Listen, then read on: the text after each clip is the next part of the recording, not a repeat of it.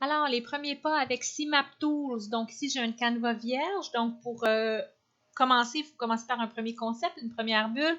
Donc, on a simplement à double-cliquer et on voit qu'une boîte apparaît. C'est le format standard avec des points d'interrogation pour y inclure notre texte. Donc, alors, par exemple, ici, je pourrais écrire aldéhyde, un groupement fonctionnel qu'on connaît bien. Ensuite, ce que je peux faire, c'est cliquer sur cette boîte-là et cliquer sur les flèches qui apparaissent. Je maintiens mon doigt enfoncé et je vais tirer une flèche. Ce que ça va faire par défaut, c'est que ça va mettre une deuxième boîte puisque j'ai créé un lien.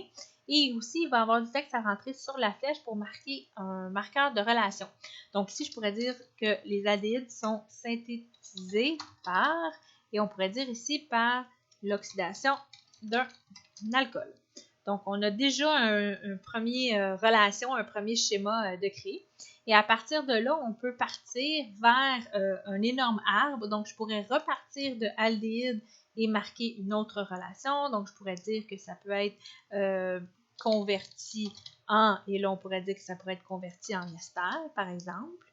Ou si je pourrais dire, ben, l'aldéhyde peut être synthétisé par autre chose. C'est pas simplement l'oxydation d'un alcool. Je pourrais dire en réduction d'un acide carboxylique. C'est comme en traitement de texte, j'ai voulu changer de ligne, donc j'ai simplement appuyé sur la touche Entrée.